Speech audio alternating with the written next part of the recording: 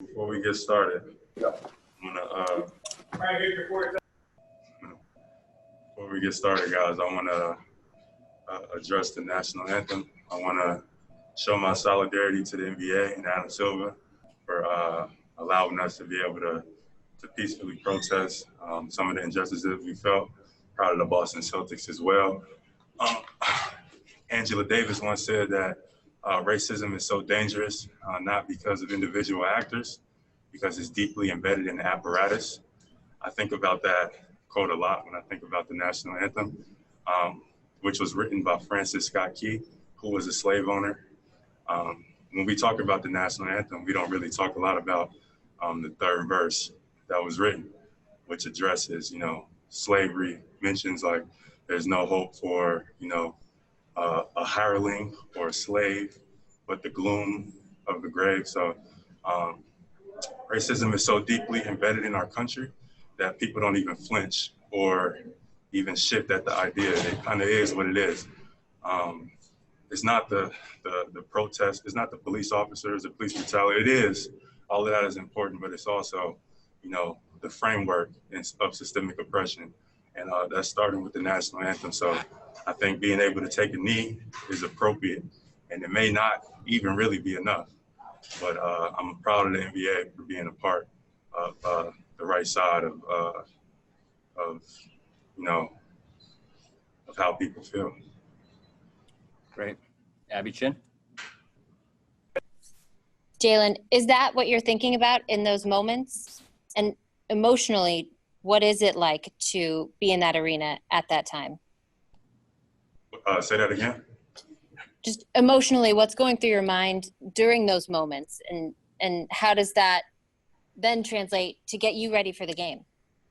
To be honest, it really gets me fired up, because when I think about that, I think about, when it was written, 1812, when the national anthem was written, and it's 2020, now, and we're honoring the independence, or kind of like the second independence of 1812, but also we're not acknowledging, the kind of the framework and thought that was being put into, that time period. It's a different time. So I understand, the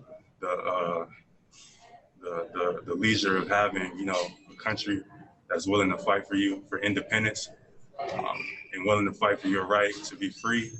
All of that comes into my mind when I hear the national anthem, but it's also people on our soil who aren't experiencing that same leisure. So also that goes through my mind as well. Question in person, Gary Washburn.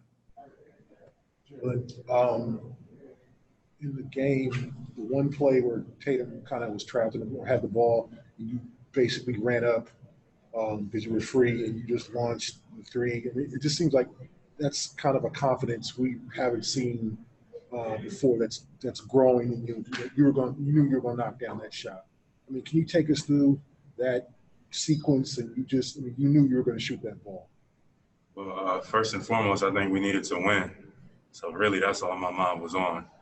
We definitely didn't want to come down here and start off with 2 straight losses. We didn't want to we wouldn't have been able to sleep good at night, knowing the Celtics fan base and how they would have felt if we would have lost 2 straight games. So we had to do whatever we had to do to win. Mark Medina. With all the good work that you and others in the league have been doing, speaking out on systemic racism in society as a whole, what's your outlook on how changes might come about within the next year? Changes in what specifically? Well, what sort of changes do you envision coming in the next year? First, I guess a change in the awareness of the people that surround. I think it's an enlightening going on.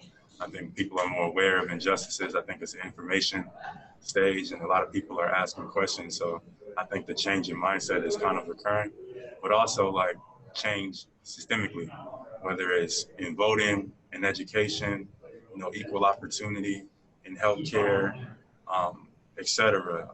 It's a lot of changes that need to occur, and I believe in small victories and things like that. But at the same time, I think that if we continue to have these conversations and people continue to see the importance of them, and we put pressure we can see change faster than, the timeline that, people might imagine. Mark D'Amico. Hey, Jaylen. You guys have now played, 2 straight games that went down to the wire, and you've only got 6 more of these before the playoffs start. What can you learn from a situation or situations like you just went through in the last 2 games that really required, concentration and critical playmaking to be able to potentially grab a win? We for sure got to be better down the line. We started off the game. First half was great. Second half, we kind of dropped off a little bit, and that's a part of it. So Portland did a great job of, scrapping and fighting all the way to the end. I tip my hat off to them. Hopefully, if they continue to play like that, they'll make the playoffs. So our fight is with us. We got to continue to get better. We have a young team, but we don't have time for, young mistakes. So we got a lot of growing up and a short amount of time to do it in. And the hiatus didn't help. So we gotta continue expediting that learning curve. And tonight, I think, kind of helped that. Jared Weiss. And you had some big plays when you were tagging the roles for Nurkic late in the game there. Do you feel confident that, especially going into the playoffs, when you face teams that throw a lot of double big lineups out there, that you guys can continue to play small and find ways to prevent them from getting? Absolutely. I feel confident in us against any odds. I believe in my teammates. I believe in our organization. I believe in our coaching staff. And I believe that we have what it takes. It's just a matter of us, believing in it. It's just a matter of us going out and showing it. As time continues to go on, hopefully we'll be able to get that chance. We just got to fight. We small, but it's not the size of the dog in the fight. It's the size of the fighting dog. So if we fight, I like our chances against anybody. John Corrales. Jaylen, back to the anthem. A couple of people have decided not to kneel, and they gave their explanations. What is your reaction to that? I don't really have a reaction. Everybody has a choice to do what they feel is right and what they believe in, and that's up to them. I don't really have a, disagreeing or a different occurrence. I know what I believe in, and I'm appreciative of the people that believe in the same thing that I do. Those people, hopefully, maybe, if we come to an understanding, if there is any type of, disagreement or collision, but I don't have a comment for people who don't, see the world the same way. Sherrod. Yeah, hey, Jaylen, 2-part question. First part, what's the key to you being able to kind of compartmentalize what you're feeling as far as the protest and the systemic change that you've talked about?